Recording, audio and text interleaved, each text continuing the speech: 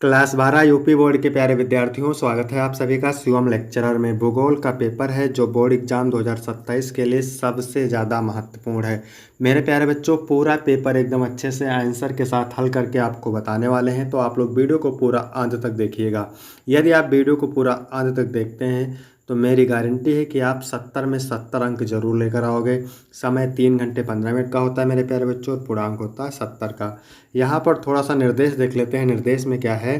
प्रारंभ के 15 मिनट परीक्षार्थियों को प्रश्न पत्र पढ़ने के लिए निर्धारित होता है। सभी प्रश्न करने अनिवार्य होते हैं। प्रश्न संख्या 1 से 8 तक बहुविकल्पीय प्रश्न होते हैं, एक एक नंबर के। प्रश्न संख्या 9 से 16 अति लघु उत्तरीय प्रश्न पूछे जाते हैं, जिनका उत्तर आपको लगभग 20 शब्दों में देना रहता है। और प्रश्न संख्या 17 से 22 लघु उत्तरीय प्रश्न पूछे जाते हैं, जिनका उत्तर आपको लगभग 50 शब्दों में। तथा प्रश्न संख्या 23 से 24 विस्तृत उत्तरीय प्रश्न हैं, जिनका उत्तर आपको 150 शब्दों में देना रहता है। प्रश्न संख्या 25 से 26 मानचित्र कार्य है। सभी प्रश्नों के निर्धारित अंक उसके सामने अंकित हैं कि कौन सा प्रश्न कितने अंक का है। तो सभी लोग वीडियो को लाइक करेंगे, चैनल पर नए होंगे चैनल को सब्सक्राइब करेंगे, शेयर कर देंगे। चलिए शुरू करते हैं। सबसे पहले बहुविकल्पीय प्रश्न। प्रश्न नंबर 1 है मेरे प्यारे बच्चों, मानव भूगोल की संस्कृति भूगोल की संस्था किसने कहा है? तो रेडजल ने कहा है, एलन सी सैम्पुल ने कहा है, डी लाप्लास ने कहा है, कार्ल सावर ने कहा है। तो मानव भूगोल को संस्कृति भूगोल की संस्था मेरे प्यारे बच्चों कार्ल सावर ने कहा है। घ ऑप्शन करेक्ट हो जाएगा। इसके बाद प्रश्न नंबर 2 है, निम्नलिखित में से कौन सा देश उच्च मानव विकास वाला नहीं है? नॉर्वे, अर्जेंटीना, जापान या मिस्र? तो मेरे प्यारे बच्चों मिस्र देश उच्च मानव विकास वाला नहीं है, तो आपका घा ऑप्शन सही हो जाएगा। इसके बाद प्रश्न नंबर 3 है, निम्नलिखित में से कौन सा देश प्राकृतिक रबड़ का प्रमुख उत्पादक है? चीन, डेनमार्क, भारत, मलेशिया? तो मेरे प्यारे बच्चों मलेशिया प्राकृतिक रबड़ का प्रमुख उत्पादक है। घा ऑप्शन करेक्ट हो जाएगा। इसके बाद प्रश्न नंबर 4 है, विश्व का सघनतम रेल तंत्र पाया जाता है अफ्रीका में, दक्षिण अमेरिका में, यूरोप में, उत्तरी अमेरिका में? तो मेरे प्यारे बच्चों विश्व का सघनतम रेल तंत्र पाया जाता है कहाँ पे पाया जाता है? यूरोप में। खा ऑप्शन करेक्ट हो जाएगा। इसके बाद मेरे प्यारे बच्चों प्रश्न नंबर 5 है, निम्नलिखित में से कौन औद्योगिक नगर नहीं है? जमशेदपुर, भिलाई, शिमला, बोकारो? तो मेरे प्यारे बच्चों शिमला जो है औद्योगिक नगर नहीं है, जमशेदपुर, भिलाई और बोकारो है। इसके बाद प्रश्न नंबर 6 है, निम्नलिखित में से कौन सा खनिज भूरा हीरा के नाम से जाना जाता है? लौह, मैग्नीज, लिग्नाइट, अम्बरक? तो मेरे प्यारे बच्चों मैग्नीज जो है भूरा हीरा के नाम से जाना जाता है। इसके बाद प्रश्न नंबर 7 है, क्या कह रहा है, भारत में पेट्रोलियम शोधनशालाओं की संख्या कितनी है? 12, 15, 25 या 20? तो मेरे प्यारे बच्चों 25 है। भारत में पेट्रोलियम शोधनशालाओं की संख्या 25 है। इसके बाद प्रश्न नंबर 8 है, केंद्रीय रेल मंडल का मुख्यालय अवस्थित है भोपाल में, नागपुर में, इलाहाबाद में, मुंबई में? तो मुंबई में केंद्रीय रेल मंडल का मुख्यालय स्थित है। इसके बाद है अति लघु उत्तरीय प्रश्न। ठीक है, प्रत्येक का उत्तर आपको 20 शब्दों में देना है, और प्रत्येक उत्तर के लिए आपको 2 अंक मिलेंगे। तो सभी लोग वीडियो को लाइक कर देंगे, चैनल पर नए होंगे चैनल को सब्सक्राइब कर देंगे और कमेंट जरूर करेंगे। प्रश्न नंबर 9 है, जनसंख्या के घनत्व को परिभाषित कीजिए। तो जनसंख्या घनत्व किसी क्षेत्र विशेष में प्रति वर्ग किलोमीटर में निवास करने वाले लोगों की संख्या को दर्शाता है, जो जनसंख्या वितरण और संसाधन उपलब्धता को दर्शाने वाला मानक है। ठीक है। इसके बाद मेरे प्यारे बच्चों प्रश्न नंबर 10 है, क्या कह रहा है, पशुचारण के 2 प्रकार कौन से हैं?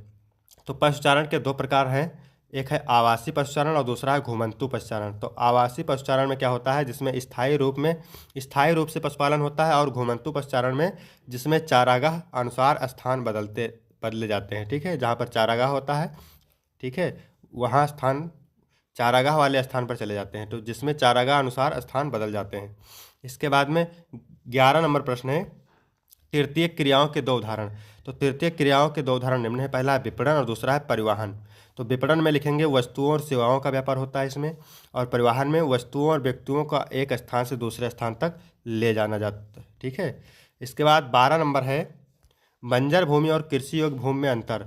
तो बंजर भूमि वह भूमि है जो खेती के लिए अनुपयुक्त होती है, यानी जिस बंजर भूमि वह भूमि है जो खेती के लिए अनुपयुक्त होती है, जबकि कृषि योग्य भूमि वह है जो उर्वरक और पानी से कृषि के लिए उपयुक्त होती है।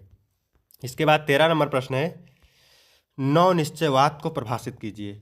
तो नव निश्चयवाद एक सामाजिक और धार्मिक आंदोलन है जो भारतीय समाज में धार्मिक सुधार, आधुनिक शिक्षा और तर्कशीलता को बढ़ावा देने के लिए हुआ। इसके बाद में 14 नंबर प्रश्न है, क्या कह रहा है, चिकित्सा पर्यटन किसे कहते हैं। जो चिकित्सा पर्यटन वह प्रक्रिया है जिसमें लोग उपचार प्राप्त करने के लिए एक स्थान से दूसरे स्थान पर यात्रा करते हैं। ठीक है। इसके बाद में 15 नंबर, भारत में लौह अयस्क उत्पादन के किन्हीं दो क्षेत्रों के नाम। तो भारत में लौह अयस्क उत्पादन के प्रमुख क्षेत्र हैं झारखंड और उड़ीसा। भारत में लौह अयस्क उत्पादन के प्रमुख क्षेत्र कौन कौन से हैं, झारखंड और उड़ीसा। ठीक है। इसके बाद 16 नंबर प्रश्न है, मानव विकास के दो प्रमुख घटकों के नाम लिखिए। तो मानव विकास के दो प्रमुख घटक निम्न है, पहला है आर्थिक विकास और दूसरा है मानव अधिकार और सामाजिक न्याय। आर्थिक विकास और मानव अधिकार और सामाजिक न्याय, ये मानव विकास के दो प्रमुख घटक हैं। इसके बाद मेरे प्यारे बच्चों लघु उत्तरीय प्रश्न है। ठीक है। उत्तर आपको 50 शब्दों में देना है और प्रत्येक उत्तर के लिए आपको 4 अंक मिलेंगे। तो 17 नंबर प्रश्न क्या कह रहा है, गहन निर्वाह कृषि की विवेचना कीजिए। तो गहन निर्वाह कृषि में छोटे खेतों पर अधिक श्रम और उर्वरकों का उपयोग कर खेती की जाती है। इसका उद्देश्य परिवार की खाद्य आवश्यकता को पूरा करना है, जिसमें कम व्यावसायिकता होती है। इसमें एक ही भूमि पर बार बार फसलें उगाई जाती हैं, जैसे चावल, गेहूं, मक्का। इसके बाद 18 नंबर प्रश्न है, रोपण कृषि की किन्हीं 4 विशेषताओं का वर्णन कीजिए। तो रोपण कृषि की 4 विशेषताएं निम्न हैं। पहली विशेषता है यह वाणिज्यिक कृषि होती है। क्या, यह वाणिज्यिक कृषि होती है। दूसरा, एकल फसल की खेती हो जाती है, इसमें एक ही फसल बोई जाती है एक साल में।